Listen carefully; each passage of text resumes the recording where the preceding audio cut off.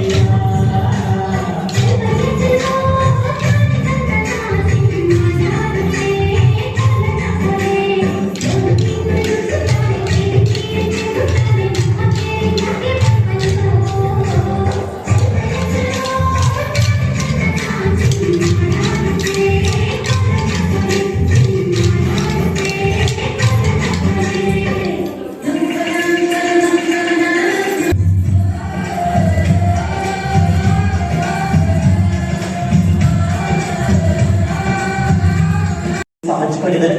ಅವರು ಕೂಡ ಅತ್ಯಂತ ಪ್ರೀತಿಪೂರ್ವಕವಾಗಿ ಸ್ವಾಗತವನ್ನ ನೀಡಿದ್ದಾರೆ.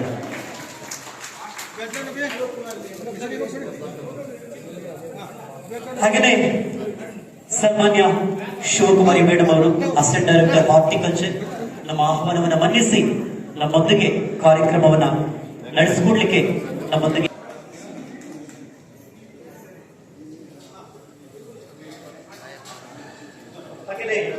ಮಾನ್ಯ ಶಂಕರಪ್ಪ ಅವರು ISRO Indian space research organisation Bengaluru ಅವರು ಕೂಡ ಬಯಸ್ತಾರೆ. ಕುಲವೃತ್ತಿಯಾಗಿ ಒಂದು ದಿವಸ ನಾವೆಲ್ಲ ಆಯ್ಕೆ ಮಾಡ್ಕೊಂಡಿದ್ದೀವಿ. ಅದರ ಪ್ರಯುಕ್ತವಾಗಿ ಕೂಡ ಸಾಕಷ್ಟು ಬಾರಿ 2-3 ವರ್ಷಗಳಿಂದ ಕೂಡ ನಮ್ಮ ಮಾರ್ಗದರ್ಶಕರಾದಂತಹ ಶ್ರೀ ಚಿನ್ನಪ್ಪ ರೆಡ್ಡಿ ಅವರು ಜೊತೆಗೂಡಿ ಅನೇಕ ಒಂದು ರೈತಾಪಿ ಹೋರಾಟಗಳನ್ನು ಮತ್ತು ಅನೇಕ ರೈತರ ಸಮಸ್ಯೆಗಳಲ್ಲಿ ಕೂಡ ಅವರ ಜೊತೆ ಪಾಲ್ಗೊಂಡು ಅನೇಕ ರೈತರಿಗೆ ಒಂದು ಯಶಸ್ವಿಯಾಗಿ ಕೂಡ ಅವರಿಗೆ ಸಹಾಯ ಮಾಡಿದಂತಹ ಕೆಲಸ ಮಾಡ್ಕೊಳ್ತಾ ಬಂದಿದ್ವಿ. ಅದರ ಪುನರಾವರ್ತನೆಯಾಗಿ ಕೂಡ ಇದೊಂದು ಸಂಘಟನೆ ಮಾಡಬೇಕು ಅಂತ ಹೇಳಿ ಅವರ ಮಾರ್ಗದರ್ಶನದಿಂದ ಇವತ್ತಿನ ದಿವಸ ಈ ಉದ್ಘಾಟನೆ ಕಾರ್ಯಕ್ರಮ ಅತ್ಯಂತ ಯಶಸ್ವಿಯಾಗಿ ಉದ್ಘಾಟನೆಗೊಂಡಿದೆ. ಈ ಉದ್ಘಾಟನೆ ಕಾರ್ಯಕ್ರಮಕ್ಕೆ ಸಾಕಷ್ಟು ಅನೇಕವಾದಂತಹ ಒಂದು ಒತ್ತಡದ ಒಂದು ಕಾರಣಗಳಿದ್ರು ಕೂಡ ಒಂದು ಕಾರ್ಯಕ್ರಮ ಇದ್ರೂ ಕೂಡ ಇವತ್ತಿನ ದಿವಸ ನಮ್ಮ ಕೆಜಿಎಫ್ ಸಮಸ್ತ ತಾಲೂಕಿನ ಮಾವು ಬೆಳೆಗಾರ ಒಂದು ರೈತರಿಗೆ ನಾನೊಂದು ಮನವಿ ಕೊಟ್ಟಿದ್ದೀನಿ. ನಾವು ಕೊಟ್ಟಿದ್ವಿ ಬರ್ಬೇಕು ಸರ್ ಅಂತ ಹೇಳಿ ನಮ್ಮ ಮಾನ್ಯ ಮುದುಗಂಗಾಧರ್ ಸರ್ ಅವರಿಗೆ ಕಳೆದ 19ನೇ ತಾರೀಕು ಶ್ರೀನಿವಾಸಪುರ ಕರೆದಂತಹ ಒಂದು ಕಾರ್ಯಕ್ರಮದಲ್ಲಿ ಹೋಗಿ ನಾವು ಮನವಿ ಕೊಟ್ಟಿದ್ದು. ನಮ್ಮ ಮನವಿಗೆ ಉತ್ತಮವಾದ ಸ್ಪಂದಿಸಿ ಖಂಡಿತ ಬರ್ತೀವಿ ಅಂತ ಹೇಳಿದ್ರು.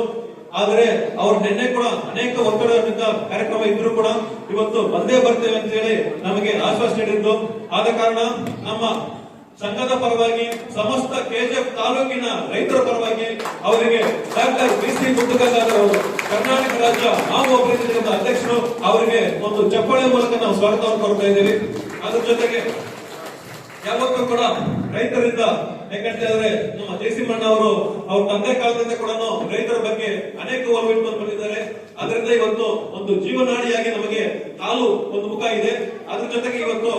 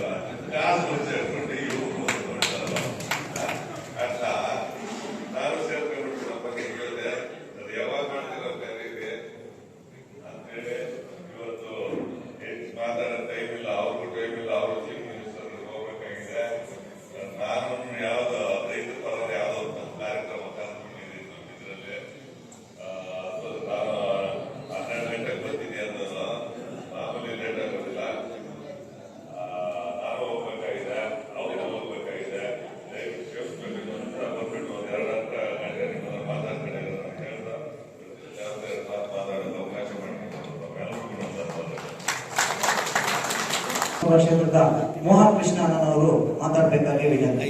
ಹೆಸರು ಅಭಿಲಾಷ ಅಂತ. ನನ್ನ ಪ್ರಕಾರ ಅವರ ಅಭಿಯಲ್ಲ, ಅಭಿಲಾಷ ಅಲ್ಲ.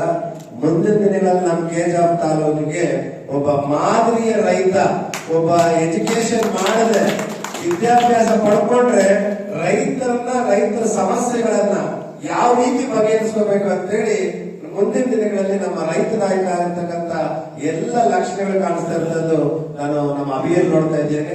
9 ವರ್ಷದಿಂದ ನೋಡಿದಾಗ ಇರ್ತಕ್ಕಂಥ ಒಂದು ಟ್ಯಾಲೆಂಟ್ ಈಗ ನೋಡಿ ನನಗೆ ಗೊತ್ತಿಲ್ದಿರ ನಮ್ಮ ಜಯಸಿಂಹ ಕೃಷ್ಣಪ್ಪಣ್ಣ ಅವ್ರ ಹತ್ರ ಹೋಗಿ ಹಸುಗಳಿಗೆ ಅದಕ್ಕೆಲ್ಲ ಏನ್ ಸಹಾಯ ಬೇಕು ಅದನ್ನು ಮಾಡಿಸ್ಕೊಳ್ತಾರೆ. ಅದ್ರ ಜೊತೆಗೆ ಕೂಡ ನಮ್ಮ ಯಾವ ರೈತರಿದ್ದಾರೆ ಅದರ ಜೊತೆಗೆ ನಾವು ಕೂಡ ಒಂದು ಉತ್ತಮವಾದಂತಹ ಬೆಳೆಯನ್ನು ಬೆಳೆಯಬೇಕು ಅಂತ ಹೇಳಿ ಅವರಿಗೆ ವಿಶ್ವಾಸ ಇದೆ. ಆದ ಕಾರಣ ನಾವು ಅವರಿಗೆ ಬೆನ್ನೆಲುಬು ಬಂದಿರಬೇಕು.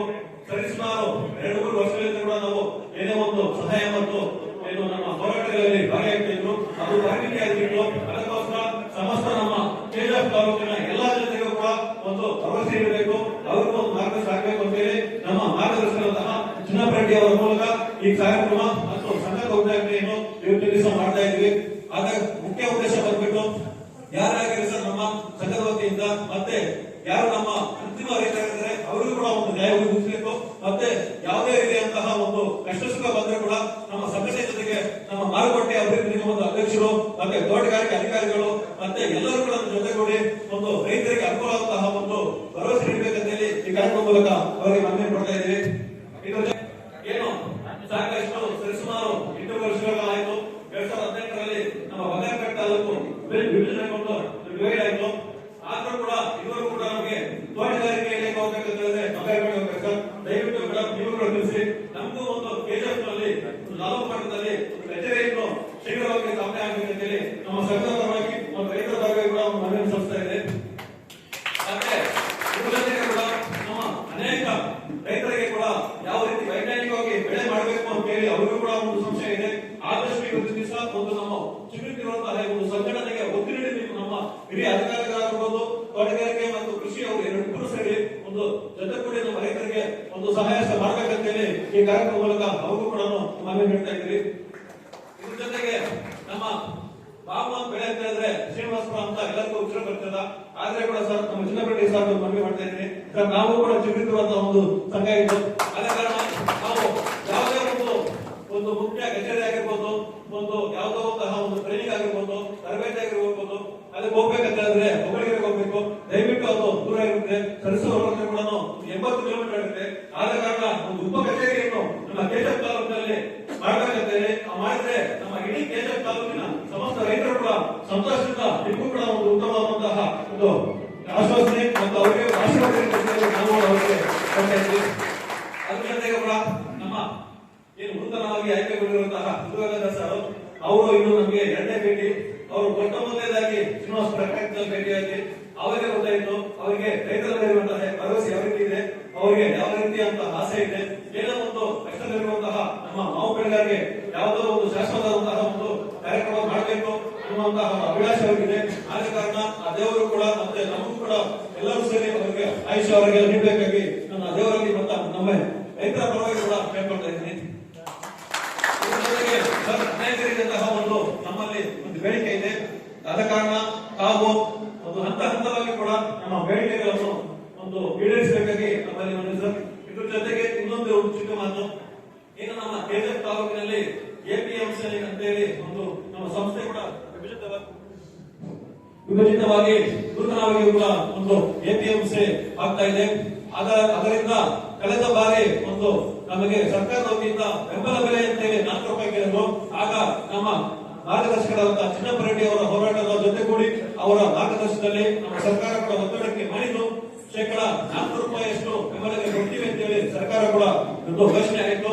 ಅದರ ಪರಿಣಾಮವಾಗಿ ಸರ್ ನಮ್ಮ ಕೆಜಾಪ್ ತಾಲೂಕಲ್ಲಿ ₹99 ಸರ್ ಇದರಿಂದ ಒಂದು ವಂಚಿತರಾಗುತ್ತೆ ಸರ್. ಯಾಕಂತ ಹೇಳಿದ್ರೆ ಮುಲ್ಬಾಗಿಲಿಗೆ ಹೋಗ್ಬೇಕು, ಇಲ್ಲಾಂದ್ರೆ ಹೋಗ್ಬೇಕು. ಆದ ಕಾರಣ ನಮ್ಮ ರೈತರಿಗೆ ಅಂತಹ ಸೌಲಭ್ಯ ಅನುಕೂಲ ಆಗಿಲ್ಲ. ಆದ ಕಾರಣ ಇದು ಪುನರಾವರ್ತನೆ ಆಗಬಾರದು.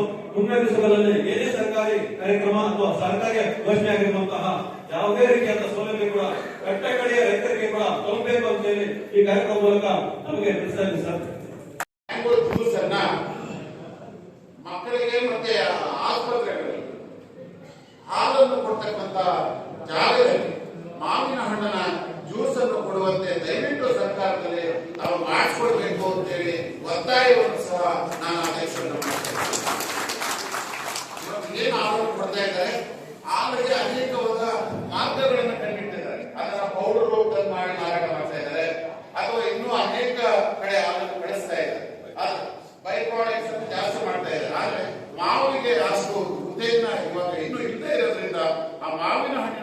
ಮೆಡಿಸನ್ ಎಲ್ಲ ಆಸ್ಪತ್ರೆಗಳಲ್ಲಿ ಮತ್ತೆ ಒಂದು ಶಾಲಾ ಕಾಲೇಜುಗಳಲ್ಲಿ ಮಕ್ಕಳಿಗೆ ಶಿಬಿರದ ಸಂದರ್ಭದಲ್ಲಿ ಕೊಡ್ತಾ ಇದ್ದಾರೆ.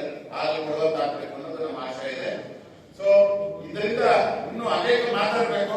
ನಾನು ಜಾಸ್ತಿ ಕೈ ತಗೊಂಡ್ಬಿಡ್ತೇನೆ ಅಂತ ಅನ್ಕೊಂಡ್ ಚಿಕ್ಕದಾಗಿ ಕೈ ತಗೋಬೇಕು ಅಂತ. ಯಾಕಂದ್ರೆ ಈಗ ಅಧ್ಯಕ್ಷರಿಂದ ಅವರು ಏನಾದ್ರು ಒಂದಷ್ಟು ನಮ್ಮ ಮಾವ ಬೆಳೆಗಾರರಿಗೆ ಮಾಡಿಸ್ತಾರೆ ಅನ್ನೋ ಒಂದು ಆಶಾಭಾವನೆಯಿಂದ ನಾನು ಇಷ್ಟೆಲ್ಲ ಮಾತಾಡಲಿಕ್ಕೆ ಇಷ್ಟಪಡ್ತಾ ಇದ್ದೀನಿ.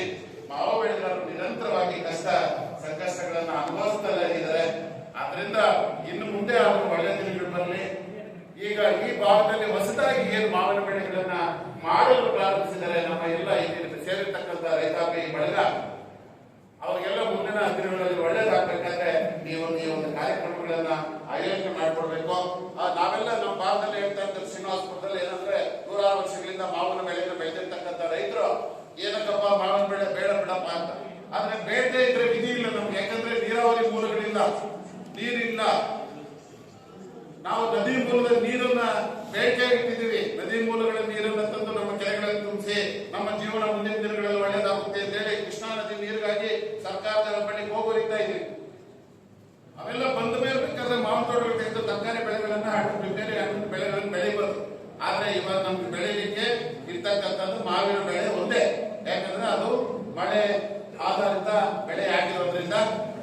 ಆದ್ದರಿಂದ ಈ ಒಂದು ನಮ್ಮ ಮಾವಿನ ಕೃಷಿ ಮತ್ತು ರೈತರನ್ನ ಉಳಿಸಲು ನಾವು ಈ ಕಾರ್ಯಕ್ರಮಗಳನ್ನ ರೂಪಿಸ್ತೀರಾ ಅಂತ ಒಂದು ಆಶಾಭಾವನೆಯನ್ನು ಇಟ್ಕೊಂಡು ಈ ವೇದಿಕೆಯಲ್ಲಿ ನಾನು ಇನ್ನು ಮುಂದಿನ ನಮ್ಮ ವಿಜ್ಞಾನಿಗಳು ಬಂದಿದ್ದಾರೆ, ತುಂಬಾ ಕಾರ್ಯಗಾರ ಇದೆ. ದಯವಿಟ್ಟು ಯಾರು ನಮ್ಮ ಅಧ್ಯಕ್ಷರು ಮತ್ತೆ ಈಗ ಅಧ್ಯಕ್ಷರು ಮಾತಾಡಿದ ತಕ್ಷಣ ಅವರು ಹೊರಡ್ತಾರೆ, ಅವರು ಮಿನಿಸ್ಟರ್ ಹತ್ರ ಕೆಲಸ ಇದೆ.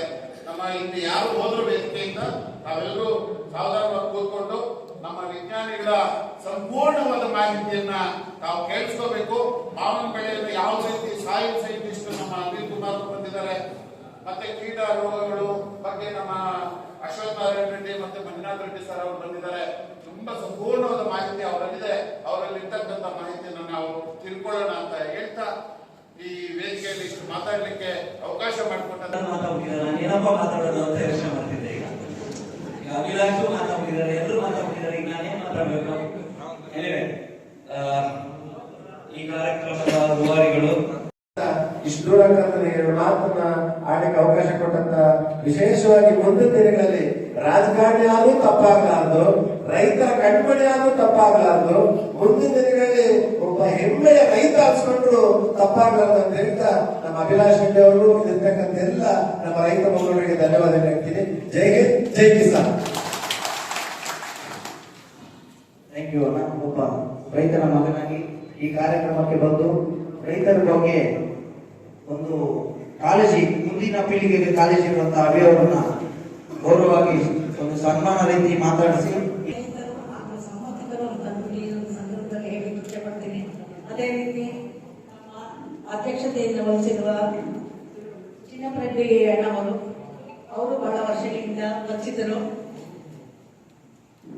ಜಯಸಿಂಹ ಕೃಷ್ಣಪ್ಪ ಅಣ್ಣ ಅವರು ನಿರ್ದೇಶಕರು. ಇವರ ಹೆಸರನ್ನ ನಾನು ತುಂಬಾ ಪೇಪರ್ ನಲ್ಲಿ ಓದಿದ್ದೆ, ಬಟ್ ಪ್ರತ್ಯಕ್ಷವಾಗಿ ನೋಡಿದ್ದು ಇವತ್ತೇನೆ, ಈ ದಿನ. ಇವತ್ತು ನಾವು ಹಾಗೂ ಎಲ್ಲ ವೇದಿಕೆ ಮೇಲೆ ಆಸನಾಗಿರುವ ರೈತರ ಎಲ್ಲ ಗಣ್ಯರಿಗೆ ನಾನು ವಂದಿಸುತ್ತಾ ನಾನೊಂದೆರಡು ಮಾತನ್ನ ಹೇಳಲಿಕ್ಕೆ ಇಷ್ಟಪಡ್ತೀನಿ. ಈ ದಿನ ಈ ಮಾವು ಬೆಳೆಗಾರರ ಕ್ಷೇಮಾಭಿವೃದ್ಧ ಸಂಘದ ಉದ್ಘಾಟನೆಯನ್ನ ಕೆಜಿಎಫ್ ತಾಲೂಕಿನಲ್ಲಿ ಆಯೋಜನೆ ಮಾಡ್ತಾ ಇರೋದು ತುಂಬಾ ಶ್ಲಾಘನೀಯ ವಿಷಯ ಆಗಿದೆ. ಯಾಕೆ ಅಂತಂದ್ರೆ ಈ ಕೋಲಾರ ಜಿಲ್ಲೆಯಲ್ಲಿ ಕೋಲಾರ ತಾಲೂಕಿನಲ್ಲಿ, ಮುಳಬಾಗಿಲು ತಾಲೂಕಿನಲ್ಲಿ, ಶ್ರೀನಿವಾಸಪುರ ತಾಲೂಕಿನಲ್ಲಿ ಮಾವು ರೈತ ಉತ್ಪಾದಕರ ಸಂಸ್ಥೆಗಳನ್ನ ಸ್ಥಾಪನೆ ಆಗಿ ಸುಮಾರು ವರ್ಷಗಳೇ ಕಳೆದಿದೆ. ಆದ್ರೆ ನಮ್ಮ ಬಂಗಾರಪೇಟೆ ಆಗಲಿ ಅಥವಾ ಕೆಜಿಎಫ್ ತಾಲೂಕಿನಲ್ಲಾಗ್ಲಿ ಯಾವುದೇ ಒಂದು ಮಾವು ಬೆಳೆಗೆ ಸಂಬಂಧಪಟ್ಟಂತೆ ಯಾವುದೋ ಒಂದು ಸಂಘ ಆಗಲಿ, ರೈತ ಉತ್ಪಾದಕರ ಸಂಸ್ಥೆ ಆಗಲಿ ಇರಲಿಲ್ಲ. ಈ ಒಂದು ದಿನ ಈ ಒಂದು ಮಾವು ವಿಷಯಕ್ಕೆ ಸಂಬಂಧಪಟ್ಟಂತೆ, ಬೆಳೆಗೆ ಸಂಬಂಧಪಟ್ಟಂತೆ ಸಂಘ ರಚನೆ ಆಗಿರೋದು ನನಗಂತೂ ತುಂಬಾ ಸಂತೋಷಕರ ವಿಷಯವಾಗಿದೆ.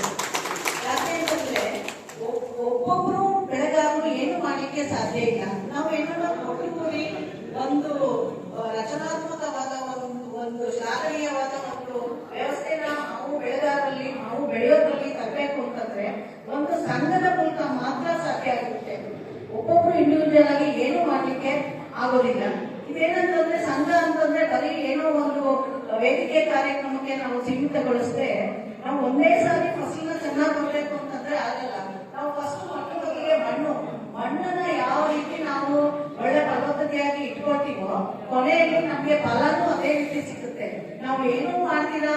ನಮ್ಗೆ ಇಳುವರಿ ಬಂದಾಗ ನಮ್ಗೆ ಒಳ್ಳೆ ಫಲ ಸಿಗ್ಬೇಕು ಅಂತಂದ್ರೆ ಖಂಡಿತ ಅದು ಸಾಧ್ಯ ಆಗುದಿಲ್ಲ.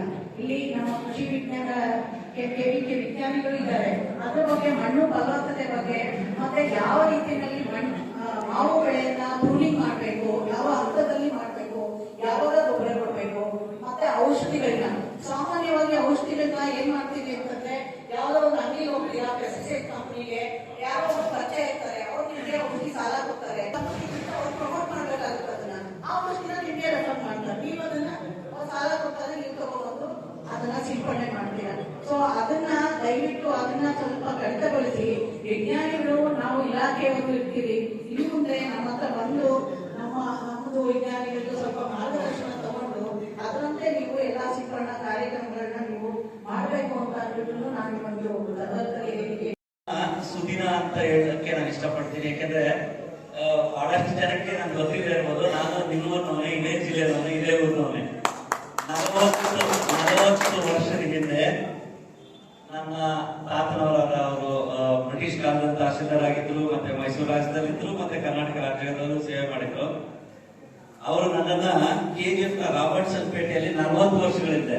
ಎಲ್ಲರೂ ಹೇಳ್ತಾರೆ ಇನ್ನು ಚಿಕ್ಕವನು ಬಹಳ ಸಣ್ಣ ವಯಸ್ಸಿದೆ, ನನಗೂ 50 ವರ್ಷ ಆಯ್ತು. ಸೊ ನನಗೆ ಇಂಗ್ಲಿಷ್ ಪಾಠ ಹೇಳ್ಕೊಟ್ಟ ನನ್ನ ಟೀಚರ್ ಮೊದಲನೇ ಗುರು ಚಂದ್ರಶೇಖರ್ ಸರ್ ಅಂತ ರಾಬರ್ಟ್ಸನ್ ಪೇಟೆಯಲ್ಲಿದ್ರು. ಯಾರ್ಯಾರು ಗೊತ್ತಿದ್ರೆ ಗೊತ್ತಿಲ್ಲ, ಬಹಳ one of the famous and top English scholar ಆ ಕಾಲಕ್ಕೆ ಕೋಲಾರ ಜಿಲ್ಲೆಗೆ. ನಾವು ವಾಸ್ತವಕ್ಕೆ ಚಿಕ್ಕಬಳ್ಳಾಪುರದಲ್ಲಿ ಇರ್ತಾ ಇದ್ರು. ಕೋಲಾರದಲ್ಲಿ ಆದ್ರೂ ನಾನು ಓದಕ್ಕೆ ಚಿಕ್ಕಬಳ್ಳಾಪುರದಲ್ಲಿ ಬಿಟ್ಟಿದ್ದು. ಅದು ಒಂದು ನೆನಪು. ಎರಡನೇದು ನನ್ನ ತಾಯಿಯವರ ಸೋದರ ಮಾವನವರ ನನ್ನ ತಾತ, ನನ್ನ ಚಿಕ್ಕ ತಾತ ಟಿ ಚೆನ್ನೈನವ್ರಿಗೆ ಕೇಳ್ತಾರೆ, ಚೆನ್ನೈ ಮಂದಿರ ಚೆನ್ನೈ ಪಾಠ ಅಂತ. ನನ್ನ ತಾತನವರು ಇದೇ BGML ಆದಾಗ ಮತ್ತೆ ಅಣ್ಣನವರ ತಂದೆ, ನಾನು ಅವ್ರನ್ನ ಬಹಳ ಪ್ರೀತಿಯಿಂದ ತಾತ ಅಂತ ಕರಿತಿದ್ದೆ. ಅವರು ಬೆವೆಲ್ ಮಾಡಿದಾಗ ಆ ಏರಿಯಾದಲ್ಲಿ ಅಂದ್ರೆ ಆ ಎಂಟೈರ್ ಆ ಭಾಗದಲ್ಲಿ ನನ್ನನ್ನು ಸಣ್ಣ ಹುಡುಗಾಗಿ ಓಡಾಡಿಸ್ತಿದ್ರು. ಸ್ವಲ್ಪ ದೊಡ್ಡನಾದ್ಮೇಲೆ ನನ್ನ ಅಕ್ಕ ಅವ್ರ ತಂದೆ ವಾರ್ಡನಾಗಿದ್ರು, ಚಿಂತಾಮಣಿಯಲ್ಲಿದ್ರು, ಮುಳ್ಬಾಗಿಲಿನಲ್ಲಿದ್ರು. ನನಗೆ ಬಹಳ ಸಣ್ಣ ಹುಡುಗ. ಆಮೇಲೆ ಕೋಲಾರ ಶ್ರೀಮಂತ ಜಿಲ್ಲೆಯಲ್ಲೂ ಇದ್ರು ಅಂತ ಕಾಣ್ತದೆ ತಾತ. ಸೊಡಪ್ಪ ತಾತ ನಾನಂದ್ರೆ ಬಹಳ ಪ್ರೀತಿ. ನನ್ನ ತಾತ ಅಂದ್ರೆ ಅವ್ರಿಗೆಲ್ಲ ಬಹಳ ಒಂಥರ ದೇವ್ರ ತರ ಈ ಭಾಗಕ್ಕೆ. ಅವರು ಬಹಳಷ್ಟು ಸೇವೆ ಮಾಡಿದ್ರು. ಸೊ ಹಾಗಾಗಿ KGF ನ ಸವಿ ನೆನಪು ಬಹಳ ಇದೆ ಹೇಳ್ತಾ ಹೋದ್ರೆ. ಅಷ್ಟಾಗಿ ಇವತ್ತು 40 ವರ್ಷಗಳಾದ್ಮೇಲೆ ಇಲ್ಲಿ ಅಧ್ಯಕ್ಷ ಆಗಿ ಬಂದು ಮತ್ತೆ ಈ ಮಣ್ಣಲ್ಲಿ ಇರ್ತೀನಿ ಅಂದ್ರೆ ನನಗೆ ಏನೋ ಒಂಥರ ಹುಡುಗನೆ. ಮೊದಲನೇದಾಗಿ ಮಾವು ಮಂಡಳಿಯ ಅಧ್ಯಕ್ಷನಾಗಿ ನಾನು ನಿಮ್ ಜೊತೆಗೆ ಇರ್ತೀನಿ ಅನ್ನೋದನ್ನ ಒಂದೇ ಒಂದು ವಾಕ್ಯದಲ್ಲಿ ಹೇಳ್ತೀನಿ. ಎರಡನೇ ವಿಚಾರಕ್ಕೆ ಅಣ್ಣ ಹೇಳಿದಂಗೆ, ಚಿನ್ನಪಟ್ಟಿ ಹೇಳಿದಂಗೆ, ಮಾವು ಅಭಿವೃದ್ಧಿ ಮಂಡಳಿ ಬಹಳ ಕಷ್ಟದಲ್ಲಿದ್ದು 10 ವರ್ಷ ಆದ್ಮೇಲೆ ನಾನು ಬಂದು 3 ತಿಂಗಳಲ್ಲಿ ಕನಿಷ್ಠ 6 ಜಿಲ್ಲೆಗಳಲ್ಲಿ ದೊಡ್ಡ ದೊಡ್ಡ ಸಭೆಗಳು ಮಾಡಿ ಸಾವಿರಾರು ಜನ ರೈತರನ್ನ ಮಾತಾಡಿ ಈಗ ಫೆಬ್ರವರಿ 10ನೇ ತಾರೀಕು 12 ಜಿಲ್ಲೆ ಸೇರಿ ಹುಬ್ಳಿ ಧಾರವಾಡದಲ್ಲಿ ಒಂದು ದೊಡ್ಡ ಮಟ್ಟದ ಕಾರ್ಯಾಗಾರ ಮಾಡ್ತಾ ಇದ್ದೀವಿ. ಅರ್ಥ ಆಯ್ತಲ್ಲ? ಸೊ ಹೀಗಾಗಿ ಬಹಳಷ್ಟು ಕಡಿಮೆ ಸಮಯದಲ್ಲಿ ಹೋರಾಟ ಮಾಡಿ ಮಾಡ್ತಾ ಇದೀನಿ. ನಿಮ್ಗೆ ಹೇಳ್ಬೇಕಾದ್ರೆ ನಿನ್ನೆನೂ ಸಹ ನಾನು ಮುಖ್ಯಮಂತ್ರಿಗಳ ಹತ್ರ ಹೋಗಿ ಅರ್ಧ ಗಂಟೆ ಸಮಯ ನನಗೆ ಸಿಕ್ಕಿತ್ತು. ಅದು ನನ್ನ ಪುಣ್ಯನೇ. ಒಂದೇ ವಿಚಾರ ಮಾತಾಡಿದ್ದು, ಅಣ್ಣ ಈ ಸಲ ತುಂಬಾ ಚೆನ್ನಾಗಿ ಹೂವು ಬಂದಿದೆ, ತುಂಬಾ ಚೆನ್ನಾಗಿ. ನಾನು ಕಾರವಾರದಿಂದ ಕೋಲಾರ ತನಕ ಓಡಾಡಿದೆ, ಮತ್ತೆ ಧಾರವಾಡ, ಹುಬ್ಳಿ, ಬೆಳಗಾವಿಯಿಂದ ಹಿಡಿದು ನಾನು ಇದು ಚಾಮರಾಜನಗರ ತನಕ ನೋಡಿದೆ. ತುಂಬಾ ಚೆನ್ನಾಗಿ ಹೂವು ಬಂದಿದೆ, ತುಂಬಾ ಚೆನ್ನಾಗಿ ಬೆಳೆ ಬಂದಿದೆ. ಒಂದ್ ಕಡೆ ಸಂತಸ, ಖುಷಿ, ಬಟ್ ಇನ್ನೊಂದ್ ಕಡೆ ಹೆಚ್ಚು ಜವಾಬ್ದಾರಿ. ಅರ್ಥ ಮಾಡ್ಕೊಳ್ಳಿ. ಚೆನ್ನಾಗಿ ಹೂವು ಬಂತು ಅಂದ್ರೆ, ಚೆನ್ನಾಗಿ ಹಣ್ಣು ಬಂತು, ಕಾಯಿ ಆಯ್ತು, ಹಣ್ಣಾಯ್ತು ಅಂದ್ರೆ ಹೆಚ್ಚು ಜವಾಬ್ದಾರಿ. ನಮ್ ಕಷ್ಟ ಅದು ಆಕ್ಚುಲಿ, ಅದನ್ನ ಮ್ಯಾನೇಜ್ ಮಾಡೋದ್ ಕಷ್ಟ. ಜಯಸಿಂಹಣ್ಣವ್ರು ಹೇಳ್ತಾ ಇದ್ರು, ಬರೀ ನಿಗಮ ಆದ್ರೆ ಪರವಾಗಿಲ್ಲ, ಅದು ಮಾರುಕಟ್ಟೆ ಮಂಡಳಿ ಅಂತ 2-3 ವಿಭಿನ್ನವಾದ ವಿಚಾರಗಳನ್ನ ನನ್ನ ತಲೆಯಲ್ಲಿ ಇಟ್ಕೊಂಡು ಮುಂದಿನ ವಾರ ನಾನು ಜರ್ಮನಿ ದೇಶದ ಬರ್ಲಿನ್ ಹೋಗ್ತಾ ಇದ್ದೀನಿ. ಒಂದೇ ಕಾರಣ, ಅಲ್ಲಿ 9 ಮೀಟರ್ ಅಷ್ಟು ದೊಡ್ಡ ಜಾಗನ ಬರೀ ನನ್ನ ಕೋಲಾರ ಅಥವಾ ಕರ್ನಾಟಕದ ಮಾವನ್ನ ತಗೊಂಡೋಗಿ ಅಲ್ಲಿ ಪ್ರದರ್ಶನ ಮಾಡಿ, ನನ್ನ 3-4 ತಿಂಗಳಿಗೆ ನನ್ನ ರೈತರು ನೇರವಾಗಿ ಇಲ್ಲಿಂದ ಜರ್ಮನಿಗೆ ಬರ್ತಾರೆ, ನೀವು ನಮ್ಗೆ ಸಹಕಾರ ಮಾಡಿ ಅಂತ ಆ ದೇಶದ ಚಾನ್ಸಲರ್ನ ಕೇಳ್ಕೊಳಕ್ ಹೋಗ್ತಾ ಇದೀನಿ ಅಷ್ಟೇ. ಅಲ್ಲಿಂದ ನನ್ನ ದೇಶಕ್ಕೆ ಪ್ರವಾಸ ಮಾಡಿ ಈಗಾಗಲೇ ಒಂದು PPP ಮಾಡಲ್ ಪ್ರೈವೇಟ್ ಪಾರ್ಟೀಸ್ ಹತ್ರ ನನ್ನ ದುಡ್ಡು ಅವರನ್ನ ಇನ್ವೆಸ್ಟ್ ಮಾಡಿಸಿ ನಮ್ಮ KCMDC ಸಹಯೋಗದಿಂದ ಒಂದು ದೊಡ್ಡ ಮಟ್ಟದ ವೇರ್ ಹೌಸಸ್ ಮಾಡಿ, ಸೊ ದಟ್ ಯಾರೋ ಮಧ್ಯವರ್ತಿಗಳಿಲ್ಲ, ರೈತರು ನೇರವಾಗಿ UK ದೇಶಕ್ಕೆ ಯುನೈಟೆಡ್ ಕಿಂಗ್ಡಮ್ ಇಂಗ್ಲೆಂಡ್ಗೆ ನೀವು ಹಣ್ಣು ಕೊಡಬೇಕು ಕೊಡುವಂತ ವ್ಯವಸ್ಥೆ ಮಾಡುವಂತ ನಿಟ್ಟಿನಲ್ಲಿ 2 ದೇಶಕ್ಕೆ ಪ್ರವಾಸ ಮಾಡಿ ಅದನ್ನ ಕಾರ್ಯರೂಪಕ್ಕೆ ತಂದು ಪೇಪರ್ ಮೇಲೆ ಸರ್ಕಾರದ ಕಡೆಯಿಂದ ಮಾನ್ಯತೆ ಪಡಿಲಿಕ್ಕೆಲ್ಲ ವ್ಯವಸ್ಥೆ ಮಾಡಕ್ಕೆ ಹೋರಾಟ ಮಾಡ್ತಿದ್ದೀನಿ. ಬರೀ 3 ತಿಂಗಳಾಯ್ತು. ಎರಡನೇದು, ಈಗಾಗಲೇ ಅನ್ನ ಹೇಳಿದ್ದಾರೆ, ಸಹಕಾರ ಸಂಘಗಳನ್ನ ಯೂಸ್ ಮಾಡ್ಕೊಂಡು ಕೋಆಪರೇಟಿವ್ ಸೆಕ್ಟರ್ ಅಲ್ಲಿ ನಾವೇನು ಹಾಲು ಒಕ್ಕೂಟ ಇದೆ ಅದ್ರ ಜೊತೆಗೆ ನಂದಿನಿ ಬೂತ್ಗಳಲ್ಲಿ ಕೊಡಬೇಕು ಅಂತ ಹೇಳಿ ಅದ್ರ ಬಗ್ಗೆ ಚಿಂತನೆ ನಡೆದಿದೆ. ಇನ್ನು ಒಂದು ಬಹಳ ಇಂಪಾರ್ಟೆಂಟ್, ಅಫ್ಕೋರ್ಸ್ ಒಂದು ಬೇಡಿಕೆ ಇಟ್ಟರು, ಒಂದು ಮಾವು ಮಂಡಳಿ ಶಾಖೆ ಓಪನ್ ಮಾಡ್ಬೇಕಂತ ಡೆಫಿನೆಟ್ಲಿ. ಯಾಕಂದ್ರೆ ನಿಮ್ಗೆ ಈಗಾಗಲೇ ಗೊತ್ತಿರೋ ವಿಚಾರನೆ, ಸ್ಟಾಫ್ ತುಂಬಾ ಕಡಿಮೆ ಇದ್ದಾರೆ. ಯಾಕಂದ್ರೆ ಈಗಾಗಲೇ ಧಾರವಾಡದಲ್ಲಿ ಒಂದು ದೊಡ್ಡ ಕೇಂದ್ರ ಓಪನ್ ಮಾಡ್ತಾ ಇದೀವಿ, ಮತ್ತೆ ಬೈರಾಪಟ್ಟಣ ಬೆಂಗಳೂರು ಸೌತ್ ನಲ್ಲಿ ಅದು ಹೆಚ್ಚು ಮಾವು ಬೆಳೆ ಇದೆ, ಅಲ್ಲಿ ಓಪನ್ ಮಾಡ್ತಾ ಇದೀವಿ. ಅಷ್ಟರ ನಡುವೆನು ನಾನು ಏನಾದ್ರು ಮಾಡಿ ಅಧಿಕಾರಿಗಳ ಹತ್ರ ಒಂದು ಸಭೆ ಮಾಡಿ ಶಾಖೆ ಆಗ್ಬೋದು ಅನ್ನೋ ಒಂದು ಫೀಸಿಬಿಲಿಟಿ ರಿಪೋರ್ಟ್ ಮಾಡಿ ಅದನ್ನ ಡೆಫಿನೆಟ್ಲಿ ಅದನ್ನ ಗಮನದಲ್ಲಿ ಇಟ್ಕೊಂಡು ಮಾಡ್ತೀನಿ ಅನ್ನೋ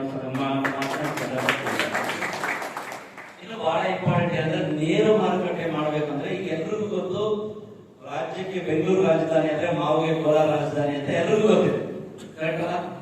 ಆದ್ರೂ ಸಹ ನಮ್ಮ ಮಾವು ನಾವು ಹೆಚ್ಚು ಆಲ್ಫೋನ್ಸನ್ನು ಬೆಳೀತಾ ಇದೀವಿ, ತೋತಾಪುರಿಯನ್ನು ಬೆಳೀತಾ ಇದೀವಿ. ಇನ್ನೊಂದು ಬಹಳ ಮುಖ್ಯವಾದ ಹಣ್ಣು, ಬಹಳ ಅದಕ್ಕೆ ರೋಗ ಗೊತ್ತಿಲ್ಲ, ಸೈಂಟಿಸ್ಟ್ ಹೇಳ್ಬೇಕು, ತಪ್ಪಾದ್ರೆ ಕ್ಷಮಿಸಿ.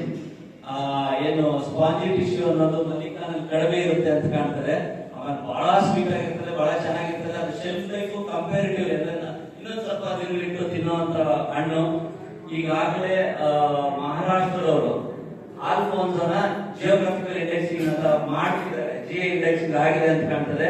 ಬಟ್ ಆದ್ರೆ ಇಡೀ ರಾಜ್ಯದಲ್ಲಿ ನಾವು ಬಹಳ ಉತ್ಕೃಷ್ಟ ಬೆಸ್ಟ್ ಮ್ಯಾಂಗೋಸ್, ಮಲ್ಲಿಕಾ ಮ್ಯಾಂಗೋಸ್ ಬೆಳೀತಾ ಇರೋದು ಕೋಲಾರದವರು.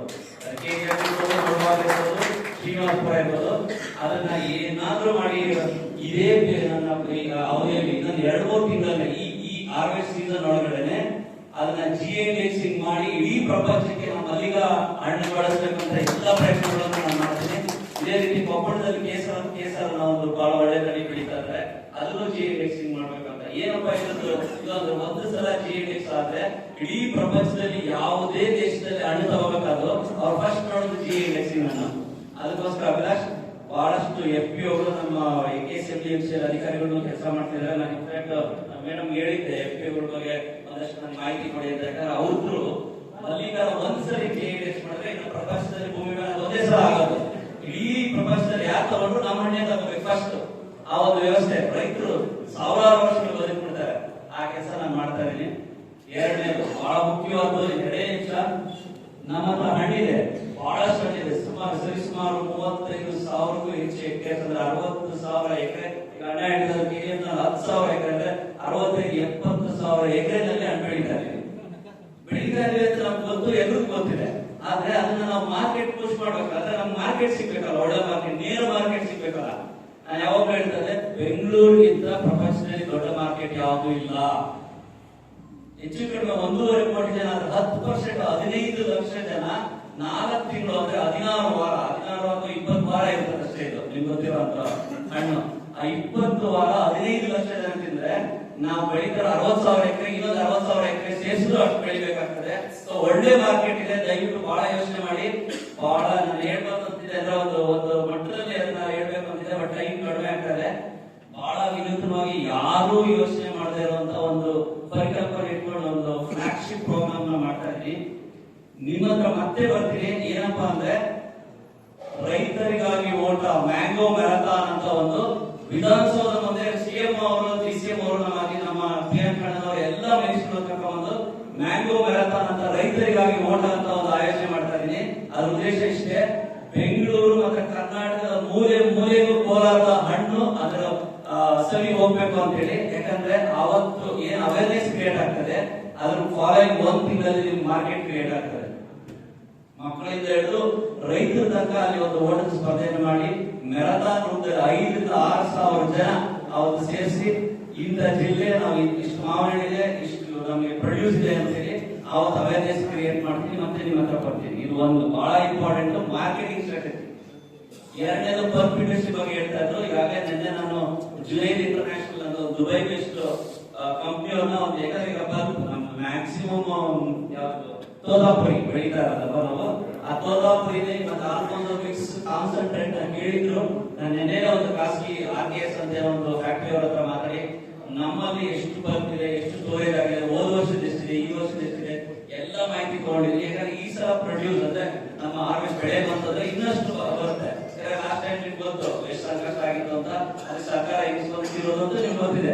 ಸರಿಸುಮಾರು 1.5-2 ತಿಂಗಳು ಅಥವಾ 3 ತಿಂಗಳು ನಮ್ಮ ಅಧಿಕಾರಿಗಳು ಹಗಲು ರಾತ್ರಿ ಕೆಲಸ ಮಾಡಿ 42 ಕೋಟಿ ರಾಜ್ಯ ಸರ್ಕಾರದಿಂದಾನೆ PDP ಸ್ಕೀಮ್ ಅಲ್ಲಿ ಮಿನಿಮಮ್ ಸಪೋರ್ಟ್ ಪ್ರೈಸ್ ಕೊಟ್ಟಿದ್ದೀವಿ. ಅದನ್ನೇ ನಾನು ನಿನ್ನೆ ಮುಖ್ಯಮಂತ್ರಿಗಳಿಗೆ ಹೇಳಿದ್ದೀನಿ, ಕಷ್ಟ ಬಂದಾಗ ನಾವು 42 ಕೋಟಿ ಕೊಟ್ವಿ. ಈಗ ಮುಂದಿನ ಹಾರ್ವೆಸ್ಟ್ ಸೀಸನ್ ಆದ್ರೆ ಈಗ ನೆಕ್ಸ್ಟ್ ನಾವು ಫ್ರೂಟ್ ಕವರ್ಸ್ ಕೊಡ್ಬೇಕು ಅಥವಾ ಕ್ರೇಟ್ಸ್ ಕೊಡ್ಬೇಕು ಅಥವಾ ಬಾಕ್ಸಸ್ ಕೊಡ್ಬೇಕು ರೈತರಿಗೆ. ಈಗ ನೀವು ನಿಗಮದಲ್ಲಿ ದುಡ್ಡು ಇಡಿ ಅಂತ. ಯಾಕಂದ್ರೆ ನಾನು ಎಲ್ಲ ಬಜೆಟ್ ಆಗಿ ಇನ್ನೊಂದು ಬಜೆಟ್ ಈಗ ಮಾರ್ಚ್ ಬರುವಾಗ ಬಂದಿರುವಂತ ಅಧ್ಯಕ್ಷ. ಸೊ ಹಾಗಾಗಿ ಮುಖ್ಯಮಂತ್ರಿಗಳ ಹತ್ರ ಪರ್ಸನಲ್ ರಿಕ್ವೆಸ್ಟ್ ಮಾಡಿದ್ವಿ, ನಮ್ಮ ಕೈಯಲ್ಲಿ ಆದಷ್ಟು ಸಹಾಯ ಮಾಡ್ತೀವಿ, ನಿಮ್ ಜೊತೆ ನಿಲ್ತೀವಿ ಅಂತ ಹೇಳಿ ಎಲ್ರಿಗೂ ಒಂದು ಸರಿ ಮಾತು ಮುಗಿಸ್ತಾ ಇದ್ದೀನಿ. ನಮಸ್ಕಾರ.